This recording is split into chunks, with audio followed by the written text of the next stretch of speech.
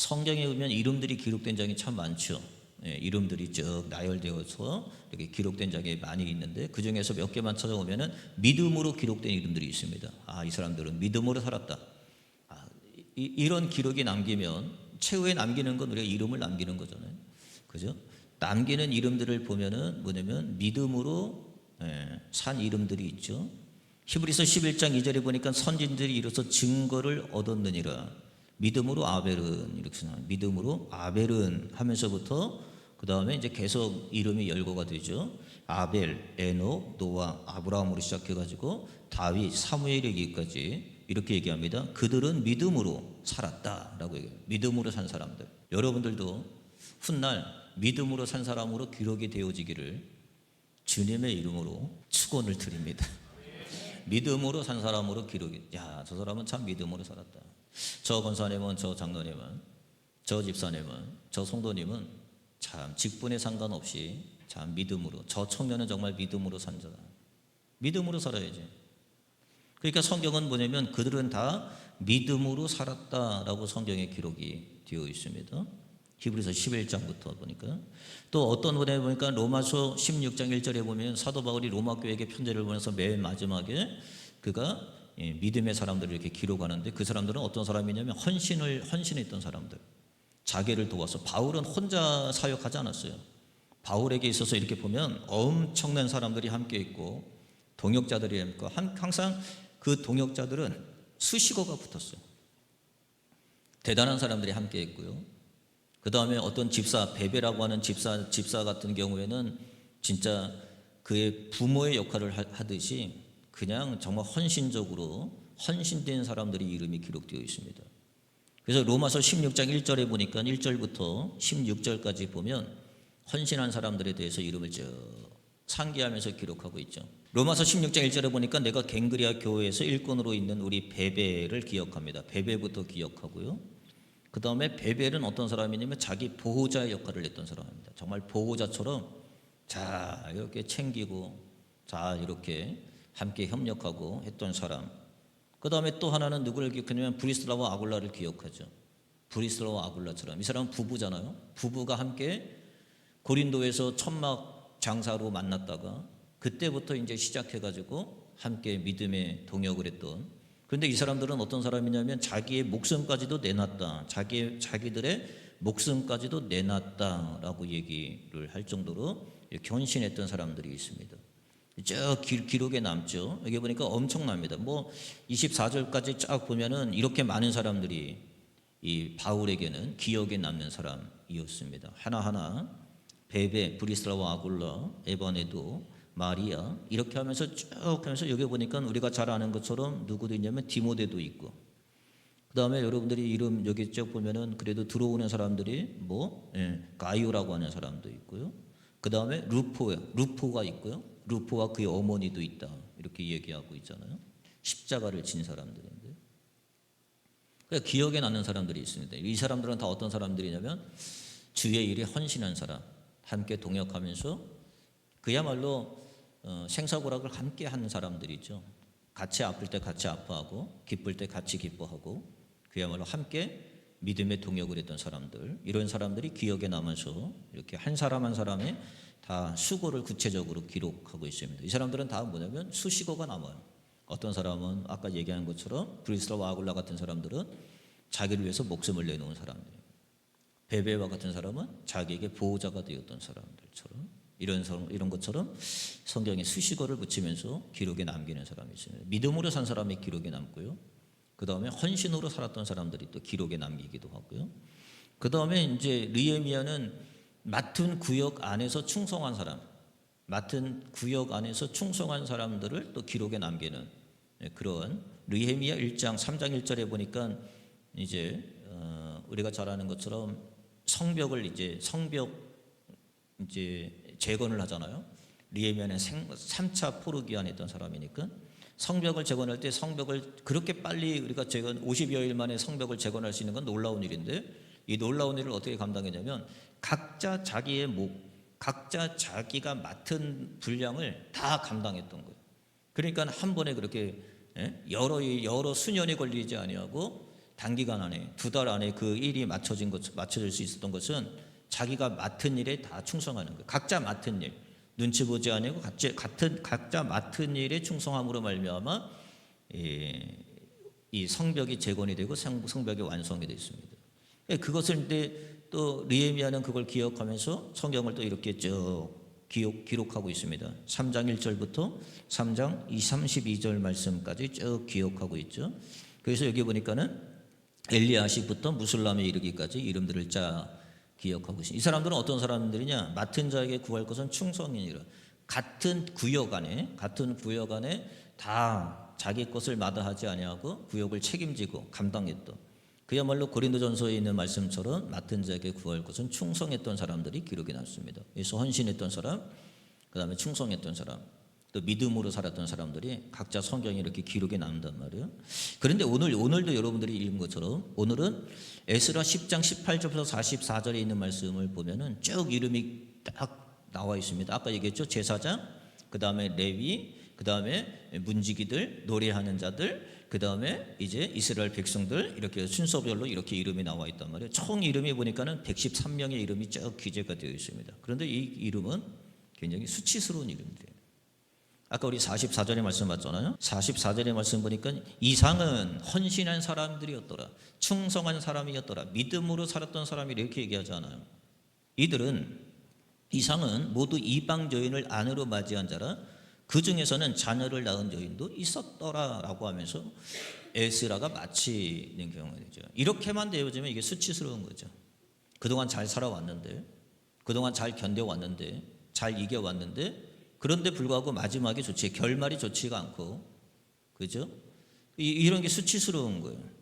그 결과, 그 수치 중에 누가 제일 앞에 서냐면, 선봉에 서냐면 제사장의 무리가 있단 말이에요. 가르쳐야 될 제사장, 본이 돼야 될 제사장, 그런 제사장이 먼저 앞에 서서 문제가 되는 거예요. 더군다나 여러분들이 성경에 보면은 한 사람이 우리가 잘 익숙한 사람이 하나 보일 텐데요. 그 사람이 누구냐면 예수와의 자손 중 요사닥의 아들들이라고 얘기한단 말이에요. 그의 자손들. 참 신앙이 어렵습니다. 신앙이라는 게 나만 잘 믿으면 되는 것이 아니라 나를 통해서 우리의 믿음의 자녀들이, 믿음의 계대가 잘 이어져야 되는데 믿음의 계대가 이어지는 게 참으로 어려워요. 신앙이라는 건 유전이 안 돼. 신앙은 유전이 안 됩니다. 여러분, 우리가 가지고 있는 성격, 우리가 가지고 있는 성품, 우리가 가지고 있는 성질, 우리가 가지고 있는 기질, 이런 것들은 어떻게든지 그렇게 잘 닮아.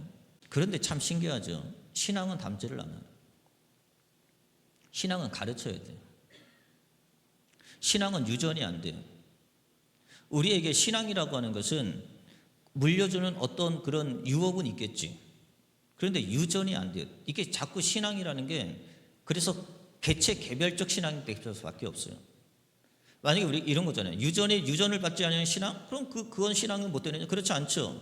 아브라함 같은 경우는 어떤 신앙이에요? 아브라함은 초대의 신앙입니다. 물려받을 신앙이 하나도 없어요. 아브라함의 아버지 데라는 우상을 만드는 장소였고요. 그는 우상 숭배였습니다. 하나님을 전혀 모르는 사람이었단 말이에요. 그런데 아브라함이 믿음의 조상이 될 수 있었던 것은 아브라함의 믿음 때문인 거예요. 그건 뭐냐? 물려받은 게 하나도 없어요. 그리고 유전된 게 하나도 없어요. 그럼에도 불구하고 자기 신앙은, 그래서 다 보면은 개체 개별적, 내가 만난 예수가 있어야 되고 여러분이 만난 예수가 있어야 돼. 인격적으로 내가 만난 예수가 있어야지. 부모는 내가 인격적으로 만난 예수가 있는데 자녀들 세대에서는 내가 만난 예수가 없다, 인격적으로 만난 예수가 없단 말이에요. 그러면 그 세대가 무슨 세대가 되냐면 사사기 세대가 됩니다. 그거는 뭐예요? 다음 세대가 아니라 다른 세대가 돼버리는 거죠. 그래서 여러분, 신앙은 꼭 기억하셔야 돼요. 부모의 신앙이 나의 신앙이 된다고 하는 보장이 하나도 없어요. 그렇게 될 것 같습니까? 천만의 말씀. 여기 보세요. 여기 보니까 우리가 제일 나오는 게 누구냐면 제사장의 무리 중에 이방 여인을 아내로 맞이한 제일 선봉의 산자가 누구냐? 제사장 너희들 아니냐? 근데 제사장 중에서도 누구냐면 예수와 자손 중 요사닥의 아들, 그의 형제 마세야, 엘리에셀, 야립, 그달랴라고 하는 사람이 제일 선봉에 섰다라고 대표적으로 성경에 이야기하는 거예요. 그럼 이들을 보죠. 이들이 누구냐? 자, 다시 한번 여기 볼게요. 18절 말씀해 보면 제사장의 무리 중에 이방 여인을 아내로 맞이한 예수와의 자손 중 요사닥의 아들. 우리가 너무 잘 알죠? 감이 딱 오잖아요, 벌써. 그러면 예수와의 자손 중 요사닥의 아들이 누구냐는 거예요. 이 사람이 누구예요? 1차 포로 귀환할 때 스룹바벨과 함께 손잡아서 함께 짐을 졌던 사람이 누구냐면 예수아입니다. 그 예수아예요. 이 예수아는 누구냐면 대제사장이죠. 그러니까는 1차 포로 귀환할 때 아무도 안 올라가잖아요. 아무도 안 올라갈 때 선봉에 선 사람이 누구냐면 수룹바벨이라고 하는 사람 플러스 예수아라고 하는 사람이란 말이에요. 그래서 이들이 함께 올라갈 때 5만여 명이 함께 동참해서 올라가서 수룹바벨과 예수아가 가르쳤고 그들에게 하나님의 성전을 완성하는 그런 일들을 경험하게 되잖아요. 여기 한번 보죠. 이 예수아의 자손 요닥사들의 아들이 예수아고, 여사닥이라는 말을 우리가 공부했죠. 여우사닥이라고요. 자, 학계 1장 1절 보죠. 다리오 왕 제2년의 여섯째 달 그 달 초하루에 여호와의 말씀이 선지자 학계에게 말미암아 스알디엘의 아들 유다 총독 스룹바벨과 여우사닥의 아들 대제사장 여호수아에게, 예수아라고 그러고 여호수아라고 그러고 예수라고 하는 다 같은 말이라고 그랬습니다. 그죠? 여호수아, 예수아, 준말이에요. 예수, 이거 다 같은 말입니다. 같은 뜻이에요. 구원자라고 하는 의미를 갖고 있다는 거예요. 여호수아, 예수 다 같은 말이니까 어떤 때는 여호수아로 쓰기도 하고, 여기에는 예수아로 쓰기도 하고, 또 신약에서는 예수라고 쓰기도 하고, 이렇게 말이 바뀌는 거죠. 같단 말이에요. 그러니까는 예수아가 누구냐면, 예수아는 1차 포로 귀환 때 앞에 서서 백성들을 이끌고 정말 신앙으로 이렇게 잘 지도했던 대제사장의 자손 아니겠습니까? 자, 에스라 5장 1절도 이렇게 얘기하죠. 선지자들 곧 선지자 학계와 이또의 손자 스가랴가 이스라엘 하나님의 이름으로 유다와 예루살렘에 거주하는 유다 사람들에게 예언하였더니, 이에 스알디엘의 아들 스룹바벨과 요사닥의 아들 예수아가 일어나 예루살렘에 있던 하나님의 성전을 다시 건축하기 시작하며, 그죠? 그래서 학계 스가랴를 보내가지고 학계 스가랴를 통해서 다시금 재정비해서 무너진 성전을 재건했던 게 누구냐면 예수아입니다. 그 예수아는 누구라고요? 대제사장이었고, 그리고 1차 포로 귀환할 때 맨 앞에 선봉에 서서 이스라엘 백성들을 이끌고 신앙으로 지도했던 자가 예수아예요. 그런데 오늘 본문에 보니까 뭐라 그러냐면 성경은 이렇게 얘기합니다. 이렇게 얘기하죠. 자, 10장 18절에 보니까 제사장 무리 중에 이방 여인을 아내로 맞이한 예수아의 자손 중 요사닥의 아들, 뒤바꿔 놨으니까 좀 이렇게 우리가 좀 이렇게 지금 풀어놓은 거예요. 그러니까 뭐예요? 요사닥의 아들 예수아의 자손 중에, 그의 형제 중에라고 하는 말이에요. 그런데 그의 자녀가 뭐냐면 마아세야라고 하는 자녀와 그 다음에 엘리에셀이라고 하는 자녀, 야립, 그달랴라고 하는 자녀들이 있단 말이에요. 그런데 이들이 다 어떻게 살아요? 이들이 다 이방 여인을 아내로 맞이했다는 거예요. 그건 뭐냐면 하나님의 언약을 어겼다는 거예요. 언약을 어겼다는 거예요. 하나님의 언약을 버렸다는 거예요. 어길 뿐만 아니라 하나님의 언약을 버렸어요. 그래서 성경은 이렇게 쓰잖아요. 그러면 이 가문도 마찬가지고, 이전까지 1차 포로 기환에서 거기서 딱 맞췄다면 예수와의 가문은 대단한 가문인 거죠. 역사에 남을 가문이고, 모든 사람들이 본받을 만한 가문이고, 아무도 올라오지 않는데 1차 포로 귀환의 선봉에 서서 하나님의 1차 귀환에서 올라와 가지고 학계 스가랴의 도움을 받아서 하나님의 성전을, 무너져 있는 성전을 완성했으니 대단한 거 아니겠습니까? 그러니까 거기까지만 딱 이 가문이 여기까지만 남겼으면 대단한 가문이에요. 근데 믿음의 가문의 역사를 계속 써가야 되니까, 그 다음에 보니까 이 예수와의 자손 중에, 형제 중에 이 가문이 어떤 문제가 생기냐면, 마아세야와 엘리에셀과 야립과 그달랴라고 하는 이 자녀, 대표적인 자녀들이 제일 선봉에 서서 뭐 했어요? 이방 여인을 아내로 맞이했다는 거예요. 그건 뭐예요? 하나님의 언약을 깼다는 거예요. 누가요? 제사장들이. 그러니까 뭐 레위는 말할 것도 없고요, 노래하는 자는 이름 말할 것도 없죠. 뭐 이스라엘 백성이 그런다는 건 뭐 말할 것도 없지. 이거는 제일 먼저 선봉에 서서 이방 여인들과 죄를 졌단 말이에요. 그게 뭐예요? 거룩성을 잃어버린 거죠. 경계가 사라진 거예요. 신앙은 뭐랬죠? 신앙은 여러분 항상 보면 신앙은 뭐냐? 신앙은 경계다, 경계. 경계선을 지키는 게 신앙이에요. 넘어야 될 것과 넘지 말아야 될 것을 지키는 게 신앙생활인 거예요. 그게 거룩과 비거룩이라는 거 아니겠어요? 그런데 막 넘는 거예요. 막 넘나들고 그냥 그 안에서 그냥 같이 사는 거지 뭐. 그러니까 이 1세대가 만약에 우리가 생각했던 이 예수와가 1차 포로기환할 때의 그 모습을 생각해 보면, 상상해 보면, 그것을 더듬어 보면 어때요? 신앙이 귀하죠.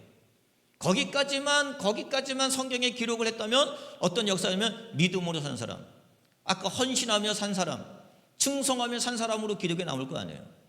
그런데 이 말씀이 뭐냐면 이 자손이 먹칠을 하는 거예요.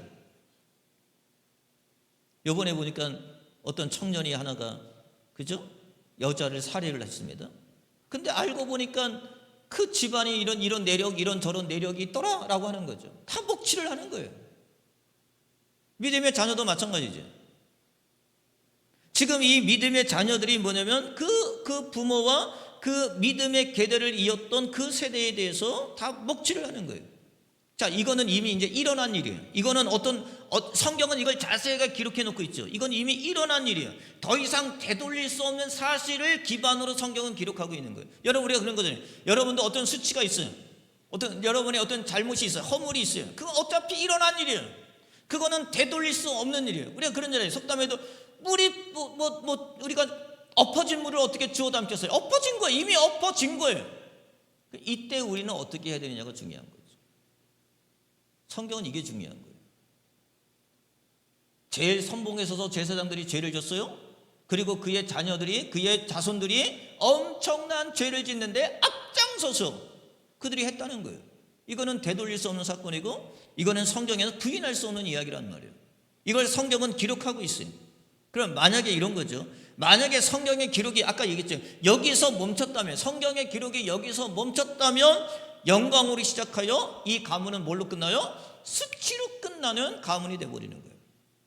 오늘 여러분 생각해 보십시오. 여러분 인생 가운데 만약에 하나님이 여러분의 인생을 오늘로서 끝냈다면, 오늘로서 여러분의 생애를 하나님이 마감을 시키면, 그건 하나님이 하시는 거니까, 뭐 그건 어떻게 하려고, 우리가 할 수 있는 영역이 아니니까, 그건 하나님의 영역이니까. 만약에 여러분의 생애를 오늘 마감을 시켰다면 여러분은 오늘로서 더 이상 이야기를 써내려갈 수 없는 거예요. 그럼 여러분의 삶은 영광이겠어요? 수치가 되겠어요? 그건 여러분 아시겠지? 그죠?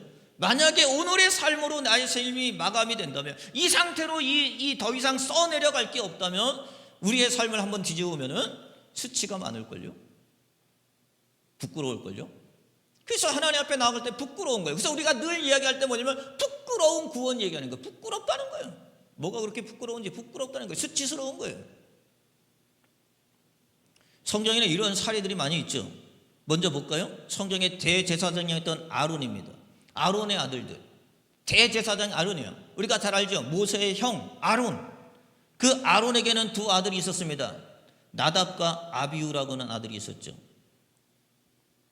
여러분, 나답과 아비후가 이 대제사장의 아론의 신앙을 그대로 상속받고 물려받으면 얼마나 좋아요. 근데 그렇지 않아요. 그래서 이 딜레마야. 왜냐하면 부모의 믿음과는 전 상반된 삶을 사는 게 믿음의 자녀들이에요. 오히려 믿음의 삶을 살면 그보다 더 나은 그 삶을 본받고 그 삶을 이어간, 믿음의 계대를 이어간다면 얼마나 그게 보기 좋은 거예요. 어떤 목사님들은 3대, 4대의 목사 집안이 있어요. 4대, 5대의 목사 집안도 있어요. 보기가 얼마나 좋은지 몰라요. 아버지도 목사, 자녀도 목사, 그 다음에 그 손자도 목사, 얼마나 보기 좋은지 몰라요. 결국은 우리 삶 가운데 제일 중요한 건 뭐냐면, 저와 여러분들이 하나님의 가장 귀한 어떤 그런 사명을 줬음에도 불구하고 그게 내 생각같이 자녀가 뒷받침되어지지 않아요. 그게 문제인 거지. 여러분 그런 거 아닙니까? 그런 거에 딜레마 있잖아요.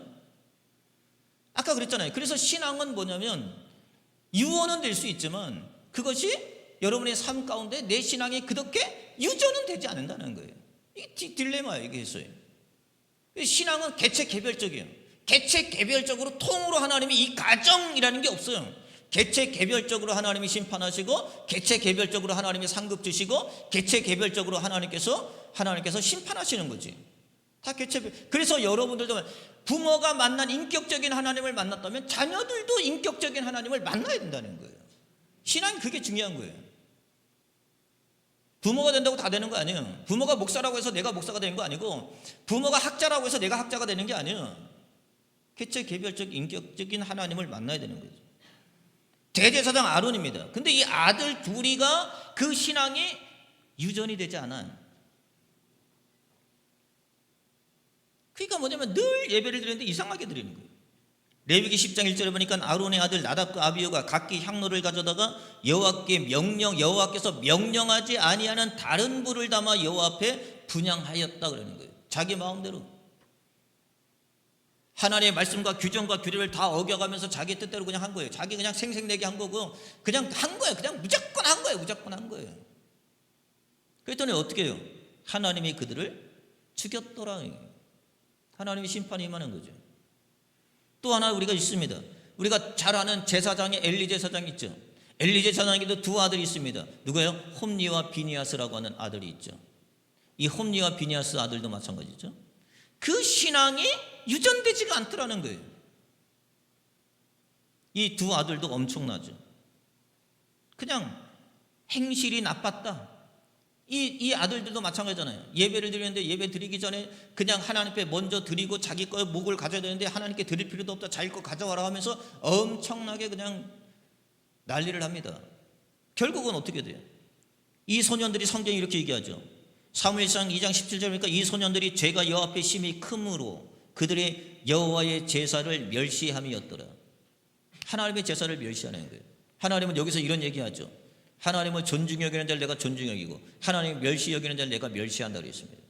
여러분의 신앙은요, 여러분이 항상 뭐냐면 하나님을 존중히 여기셔야 돼요. 하나님을 존중히 여겨야 하나님이 여러분들을 존중히 여기시는 거예요. 그런데 하나님을 멸시하는 자를 하나님은 멸시한다고 얘기하는 거예요. 결국 마찬가지잖아요. 이렇게 좋은 제사장의 엘리라고 하는 제사장이 있음에도 이 엘리 때문에 여러분 우리가 잘 아는 것은 사무엘이 나온 게 아니에요. 네? 우리가 아는 것처럼 이 두 자녀 홈리와 비니아스는 그래서 죽음을 맞이할 수밖에 없는 거예요. 결국은 하나님의 블레셋 사람을 통해서 이 두 아들을 죽게 하고 결국은 엘리도 죽고요. 이 가정만 죽은 게 아니에요. 비니아스의 아내도 죽음을 맞이하게 되는 거죠. 그래서 애를 낳다가 애를 낳고 이 부인은 죽습니다. 그래서 이 죽으면서 한 얘기가 뭐냐면 여기서 뭐냐면 이가봇이라고 하는 얘기가 나오는 거예요. 여기에 보니까 그 이름을 아이를 낳고 이 비니아스의 아내가 죽었는데 이가봇이라고 하는 이름을 짓고 그 아내가 죽었어요. 홈리와 비니아스도 다 죽었고 아이를 낳다가 죽었어요. 근데 왜 죽었느냐? 그래서 이름을 뭐냐면 이가봇인데 이가봇이 뭐예요? 하나님의 영광이 떠났다라는 뜻이에요. 하나님의 영광이 있는 집에 하나님의 영광이 떠나요. 이것으로 여러분 이것으로 이 가정 두 가정이 마친단 말이에요. 엘리의 가정은 이것으로 끝나요. 더 이상 써질 역사가 없어요. 왜? 엘리도 죽었어요. 가문이 다 죽었어요. 더 이상 써 내려갈 게 없어요. 그래서 이 가정은 영광으로 시작했던 영광스러운 가정이 뭘로 남냐? 성경에 뭘로 남아요? 수치로 남는 거예요. 수치의 기록으로 남아요. 저와 여러분들은 수치로 끝나면 안 돼요. 영광으로 끝나야지. 그런데 여기서 뭐가 일어나면 여기서 반전이 일어나요. 우리가 잘 아는 것처럼 예수와의 자녀들, 예수와의 믿음의 계대들이 제일 먼저 하나님의 계명을 깨버리고 하나님의 계명을 어겨버리고 경계를 지나서 이방 여인들과 함께 결혼해서 이방 사람들을 낳았다라고 성경이 이야기하고 있는데 거기서 만약에 성경이 멈췄다면 이 영광의 가정은 수치의 가정으로 바뀌었을 거예요. 그런데 여기서 이런 거예요. 에스라가 얘기합니다. 에스라가 이들에게 말씀하는 거예요. 너희들 회개해라. 그래서 에스라가 먼저 회개한 거예요. 에스라가 먼저 겉옷과 속옷을 찢고 머리와 수염을 뜯으면서 그가 먼저 금식하며 회개했던 거고 또다시 금식하며 회개하면서 에스라가 뭐라 그러냐면 너희들 이런 죄가 있지 않느냐. 그래서 죄가 드러나는 거예요. 죄가 드러나는 거예요. 드러내야지. 드러내서 여기서 뭐냐면 회개하는 사람이 있으면 다시금 회복의 길이 열리는 거예요. 성도는 하나님께서 기회를 주실 때 기회를 딱 잡아야 되는 거예요. 회개할 기회를 주시면 회개할 기회를 놓치지 말고 에이 다 그러는데요 뭐 그러면 안 돼요 여러분. 다 그러는데요. 여러분은 그러면 안 돼요. 다 그렇게 사는데요. 여러분은 그러면 안 돼. 하나님이 회개할 기회를 주실 때 회개의 기회를 딱 낚아채는 자가 돼야 돼. 그때가 언제? 오늘이에요. 여기 보니까 이렇게 얘기합니다. 에스라 10장 19절에 보니까 그들이 다 손을 잡아 맹세하여 그들의 아내를 내보내기로 하고 또 죄로 말미암아 순양 한 마리를 속건제로 드렸으며, 여기서 나오는 게 몇 가지냐면 세 가지예요. 첫째는 뭐냐면 손을 잡아 맹세했다는 거고, 또 하나는 뭐냐면 그걸 죄로 여겼다는 거고. 우리 그럴 수 있어요. 아이, 다 그렇게 사는데요, 다 그렇게 두리뭉실하게 얘기할 수 있어요. 다 그렇게 한다고 얘기할 수 있어요. 세상 사람 다 그렇게 사는데 나라고 어떻게 살라고요? 그런데 여기서 보니까 이 자녀들이 그럼에도 불구하고 마음에 화인 맞은 자, 양심에 화인 맞은 자가 되어지지 않았다는 거예요.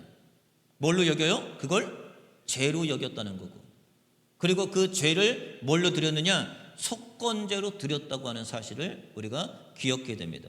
자, 여기서 우리가 한번 생각해 봐야 될 게 있어요.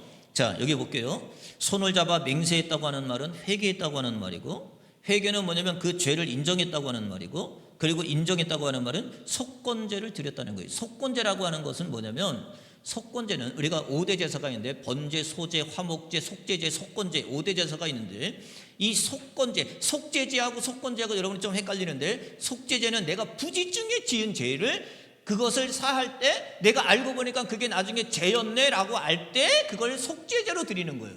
속건제는 하나님의 규례를 어겼어요. 하나님의 말씀을 어긴 게 사실로 드러났어요. 그러면 그것을 내가 씻기 위하여 하나님 앞에 드리는 제가 뭐냐면 속건제인데, 이 속건제는 배상하는 거예요. 배상하는 거예요.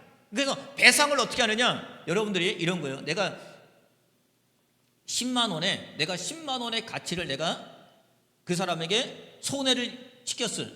손해를 시켰으면 그 10만 원의 배상에 5분의 1을 더해서 갚는 게 뭐냐면 속건제예요. 그럼 얼마를 줘야 되냐면 12만 원을 줘야 돼요. 5분의 1을 더해서 줘야 되니까. 여기 볼게요. 자, 레위기 5장 14절에 보니까 속건제 규례에 대해서 이렇게 얘기하고 있습니다. 여호와께서 모세에게 말씀하여 이르시되 누구든지 여호와의 성물에 대하여 부지중에 범죄하였으면 여호와께 속건제를 드리되 내가 지정한 가치에 따라서 성소의 세겔로 몇 세겔 은에 상당한 흠 없는 순양과 양떼 중에서 끌어다가 속건제로 드려서 성물에 대한 잘못을 보상하되 그것에 5분의 1을 더해라 라고 얘기하는 거예요. 이게 무슨 얘기냐면, 여기 저거 써놨어요. 죄의 책임을 실질적으로 감당하는 회개입니다. 이거는 말로써 회개하는 게 아니에요. 실질적으로 내 삶에서 회개하는 거예요. 자, 그럼 이렇게 얘기하죠. 자, 여기 한번 볼게요. 이게 왜 중요하냐? 다들 좀 모르겠어. 한번 볼게요. 다니엘서 7장 10절 말씀 볼게요. 네, 여기를 넘어가죠. 불이 강처럼 흘러 그 앞에 나오며 그의 섬기는 자는 천천히요 그 앞에 모셔선 자는 만만히요 심판을 베푸는데, 자, 심판을 하는데 뭐가 있냐면 채들이 펴 놓였더라라고 얘기했습니다. 하나님의 심판은요, 항상 제가 얘기하는 거예요. 하나님의 심판은 무작위로 하지 않습니다. 기분 따라 하지 않습니다. 분위기 따라 하지 않아요. 그때마다 다르지 않습니다. 반드시 하나님의 심판은 뭐였냐면 책에 뭐예요? 기록된 대로 하는 거예요. 자, 만약에 오늘 여기 다시 볼게요. 우리가 지금 읽은 것 중에 18절의 기록으로 맞췄다면 이들은 뭐 어떻게 돼요? 수치의 심판을 받겠죠. 만약에 이 기록이 18장으로 기록이 맞췄다면 이들은 수치의 심판을 받을 겁니다.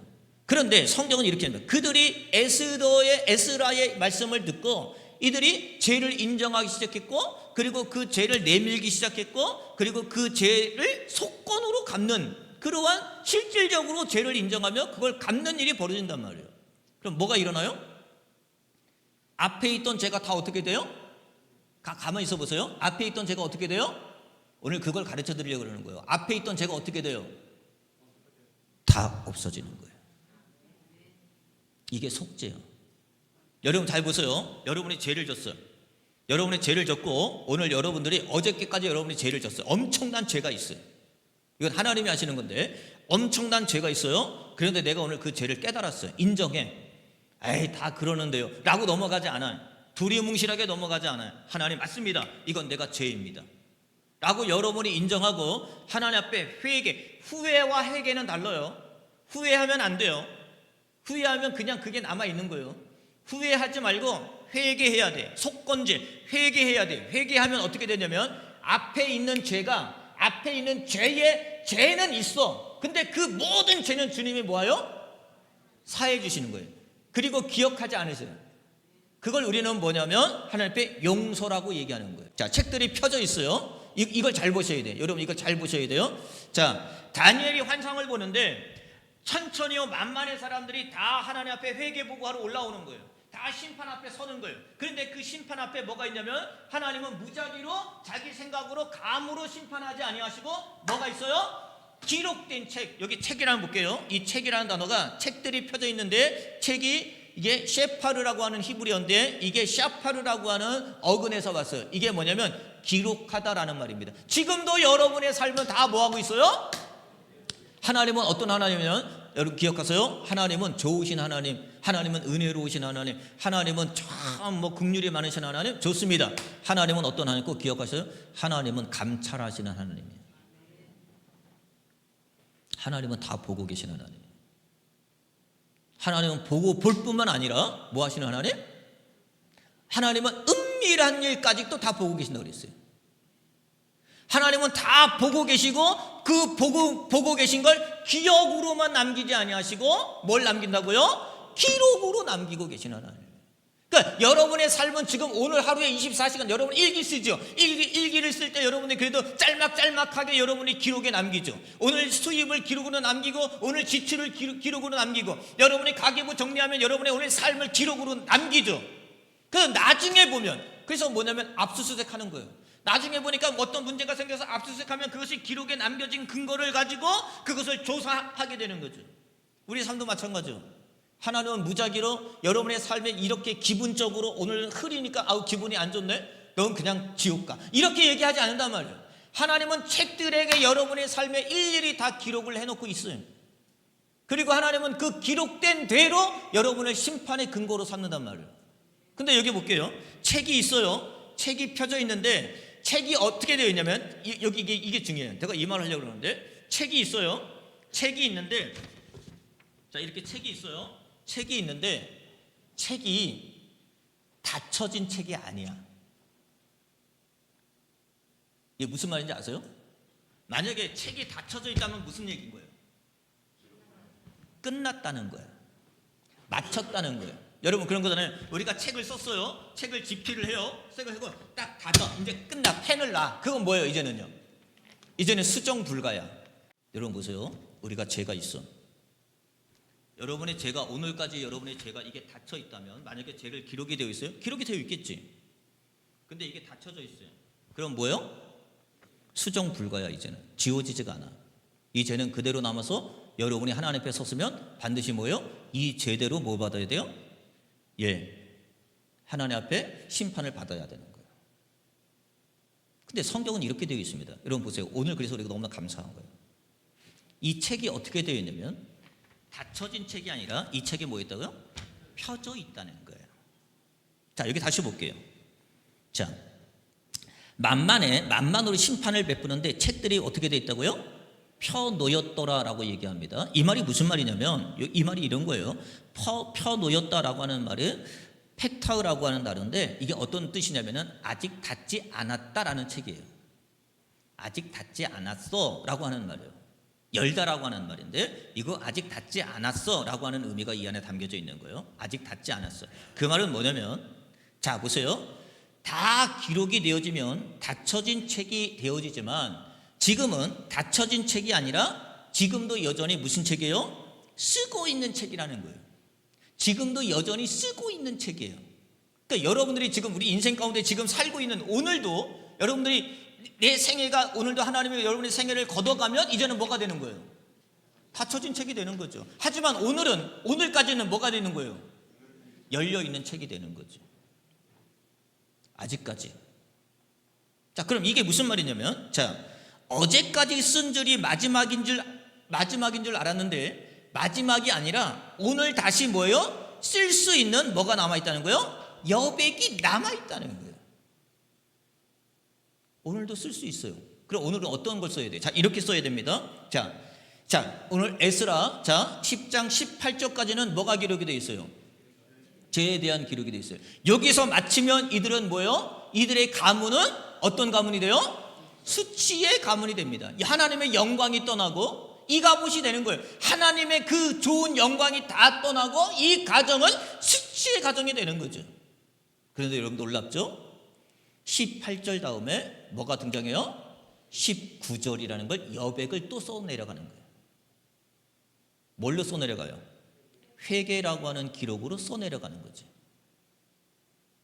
오늘 여러분의 삶 가운데 오늘이 무슨 기회냐면 내 인생이 아직도 다 쓴 게 아니라 뭐가 남겨놔요?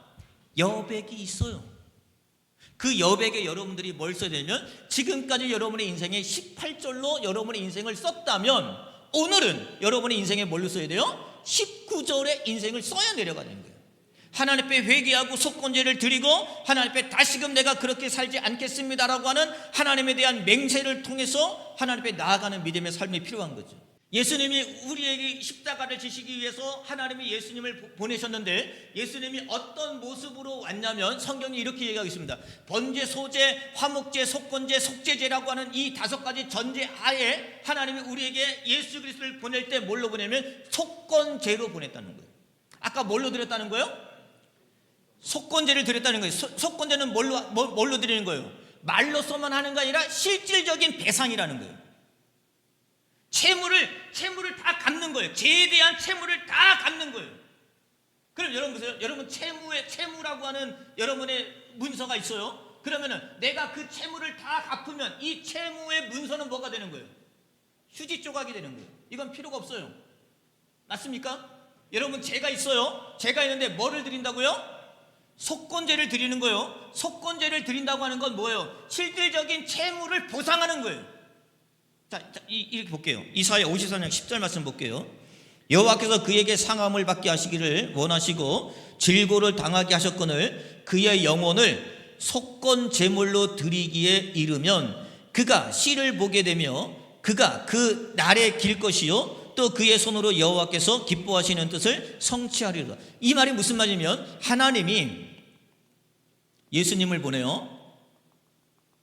예수님을 보낼 때 예수님이 한 마리의 양이 돼서 순양이 돼서 오십니다. 그래서 남자로 오시는 거예요. 저거 얘기했죠.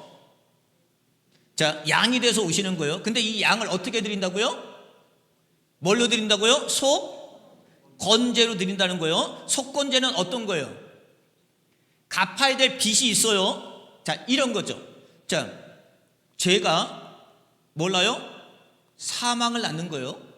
죄의 값은 반드시 뭐예요? 죄의 싹은 뭐라 그랬어요? 사망이라 했으니까요. 그러니까 여러분들은 반드시 죄의 싹이 뭐예요? 갚는 거예요. 뭔가를 대신해서 갚아야 돼. 그런데 죄의 싹은 반드시 뭘로만 갚을 수 있어요? 사망, 죽음으로만 갚을 수 있다니까. 여러분이 그래서 죽는 거예요. 왜? 죄 때문에 죽는 거예요. 인생은 다 죄 때문에 죽는 거예요. 궁극적으로는 몸이 아파서 죽는다더니 노쇠해서 죽는다든지 노화가 돼서 죽는다 다 그렇게 하지만 성경은 궁극적인 죽음은 뭐냐면 죄 때문에 죽는 거야. 결국은. 그런데 이 죽음을 면제하고 변제하고 죽음의 책임을 묻지 아니하는 게 있단 말이에요. 그래서 우리는 부활이라는 게 있는 거예요. 그게 뭐냐면 죄의 싹은 사망이에요. 그런데 싹은 반드시 갚아야 돼. 근데 뭐예요? 우리는 뭘로 갚아야 돼요? 죽음으로 갚아야 돼. 그럼 우리에게는 뭐가 없어요? 하늘나라 천국이라는 게 없는 거예요. 그래서 주님이 뭘로 오셨냐면 속건 제물로 오신 거예요. 뭘로요? 우리의 값을, 사망이라고 하는 값을 대신 치러주려고. 그래서 그분이 사망의 값을 우리를 위해서 대신 뭐요? 치러준 거야. 그래서 우리는 뭐가 없는 거예요? 사망이 없는 거예요. 그래서 사망이 없겠고라는 거예요. 1차적인 육신적 사망이 아니라 2차적인 둘째 사망을 이야기하는 거잖아요. 따라서 속건이라는 게 뭐냐? 빈 문서 자체를 지워진 법적 무효화를 말하는 거예요. 사도 바울이 이걸 이렇게 얘기했어요. 자, 골로새 1장 21절 볼게요. 우리를 거스리고 불리하게 하는 법조문을 쓴 증서를 지우고 제하여 버리사 십자가에 못 박히시고. 예수님이 죽으신 이유가 뭐냐면 속건제예요. 속건제는 뭐예요? 실질적인 뭘 갚아야 돼요? 빚을 갚는 거예요. 자, 죄의 싹은 뭐라고 그랬어요? 사망이에요. 죄의 싹은 반드시 사망으로만 갚아야 돼요. 그러니까 그 예수가 뭘로 갚아요? 대신 실질적인 사망으로 이 땅에서 갚은 거예요. 그걸 속건제라니까. 그래서 뭐냐면 여기서 보니까 뭐냐면 집을 완료. 더 이상 내가 갚을 게 있어요, 없어요? 더 이상 갚을 게 없는 거예요. 그래서 예수 믿으면 뭐가 없어요? 사망이 없다는 거예요. 그래서 두 번째, 내가 만약에 죄를 고백하잖아요. 그럼 어떤 일이 벌어지면 이중성, 이중보완. 우리가 집을 들어갈 때 한 번 열고 또 열고 들어가듯이 이 우리가 죄를 고백하면 이중적 처리가 되는 거예요. 이중적 처리. 성경이 이렇게 얘기합니다. 요한일서 1장 9절 볼게요. 만일 우리가 우리의 죄를 자백하면, 아까 그들이 뭐 했죠? 예수와의 그 자녀들이 에스라의 말을 듣고 그들이 뭐 했어요? 회개의 속건 제물을 드렸단 말이에요. 죄를 인정했단 말이에요. 그럼 우리도 뭘 해야 돼요? 오늘 죄를 인정하면, 오늘은 뭐냐면 오늘은 이 위에 지금 보세요. 이렇게 있어요. 그럼 여러분들이 이 위에 있는 우리의 모든 수치를 한 번에 다 뭐예요? 밀어버릴 수 있는 거야. 없는 걸로 할 수 있는 거예요. 왜냐하면 성경이 이렇게 얘기합니다. 만일 우리가 우리의 죄를 자백하면 그는 미쁘시고 의로우사 우리 죄를, 두 가지 이중잔치가 있어요. 하나는 뭐냐면 사하시며 또 하나는 깨끗이 하실 것이요. 이중잔치라는 거예요. 우리가 죄를 자복하면, 오늘이 여러분의 죄를 자복해야 돼요. 그냥 죄를 묵인하면 안 된단 말이에요. 다 그렇게 사는데 넘기면 안 된단 말이에요. 오늘 여러분의 인생 가운데 오늘이 무슨 인생이냐면 하나님이 오늘 여러분의 삶 가운데 여백을 주신 거예요. 그럼 그 여백에 여러분이 뭘 써야 되냐면 죄에 대한 회개, 죄에 대한 고백, 죄에 대한 인정이 있어야 되는 거예요. 그걸 통해서 여러분의 삶이 뭐냐면 이 이전의 수치가 다 뭐예요? 없어져요. 하나님 먼저는 뭐예요? 문서적으로 하나님의 뭐예요? 법적인 효력을 잃게 만든다고 그랬잖아요. 두 번째는 여기 보니까 사해 주신다고 그랬어요. 아피엠이라고 하는 말이 뭐냐면 빛을 놓아 보내라는 거예요. 놓아 보내는 거예요. 절로 떠내려가는 거예요. 그래서 하나님 우리 죄를 뭐라고 그러냐면 바다 깊은 데 던지신다고 그랬잖아요. 그 더 이상 찾지 못하는 곳으로 하나님이 보내신다는 거예요. 여러분의 삶 가운데 빛을 놓아 보내요. 그 다음에 두 번째 이중잔치가 뭐냐면 깨끗하게 하신다는 거예요. 카타리조라고 하는 말은 얼룩을 씻어낸다는 거예요. 그럼 자, 보냈어요. 거기에 뭐가 있어요? 흔적이 있어요. 흔적조차도 뭐 한다는 거예요? 지워지신다는 거예요. 이게 회개야. 회개는 뭐냐면 이중잔치야. 하나는 여러분의 죄를 멀리 떠나게 하는 거예요. 그리고 묻어져 있는 흔적조차도 지운다는 거예요. 그래서 주님이 기억을 안 하신다는 거예요. 말씀을 정리하죠. 여러분 정리할게요. 뭐 더 있는데 정리하죠. 제사장의 무리 중에 이방 여인을 아내로 맞이한 자는 예수와의 자손, 예수와가 어떤 자라고요? 1차 포로 귀환할 때 대제사장이 되어 선두에 서서 이스라엘 백성들을 이끌고 성전을 증축했던, 성전을 다시 한번 세웠던 자입니다. 그런데 그의 후손들이 지금 어떻게 했어요? 자기 뜻대로 자기 마음대로 신앙이 이루어지지 않아요. 오히려 그의 자녀들은 뭐냐면 저 이방 여자들과 손잡고 이방 여자들과 결혼하고 이방 사람들과 경계가 없이 살아간단 말이에요. 죄를 졌단 말이에요. 그러니까 에스라가 그것을 경고했어요. 그것을 책망했어요. 책망할 때 그것을 묵인하는 사람도 있어. 그런데 여기서 이들의 자녀들이, 이들의 자손들이 묵인하지 아니하고 그냥 넘기지 아니하고 들은 척 만척하지 아니하고 그걸 듣고 뭐 했다는 거예요? 회개했다는 거예요. 속건을 했다는 거예요. 그 말은 무슨 말이에요? 수치의 가문이 다시금 뭘로요? 영광의 가문으로 다시금 돌아가는 거예요. 사랑하는 성도 여러분, 오늘까지의 여러분의 삶을 뒤돌아보세요. 괜찮아.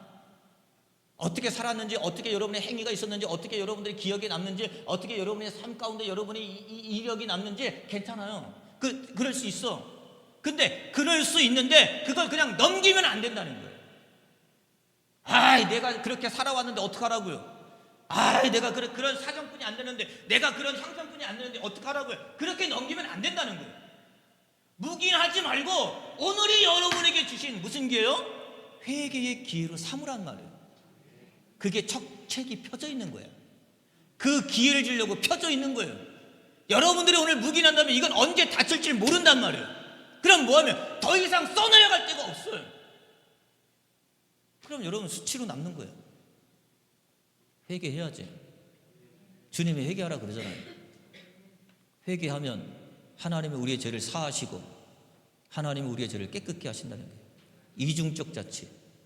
죄를 보내시고 하나님은 죄의 흔적조차도 뭐 한다고요? 지워버리신다는 거예요. 그래서 여러분들이 주님 앞에 가면은 부끄러운 구원 그런 거 없어요. 구원은 구원이야. 아시겠어요? 구원은 구원이야. 부끄러운 구원 천만의 말씀 그런 거 없어요. 왜? 주님이 뭐 하니까? 기억하지 않으니까. 부끄러우면 다 하나님이 사하시고 깨끗하게 흔적조차 지워지시는 거예요. 그래서 여러분의 삶의 흔적들이 어떤 부끄러움이 주님 앞에 있다고 여러분이 섰을 때 이거 부끄러운데 어떡하지? 천만의 말씀. 주님은 기억도 못해요. 다 지워졌어요. 흔적조차 없어요. 이걸 예수 믿는 맛이라고 그러는 거예요. 그래서 예수 믿는 거예요, 여러분. 꼭 여러분의 삶 가운데 오늘이 그 여백이 되는 날 되기를 주님 축원드립니다. 기도하겠습니다.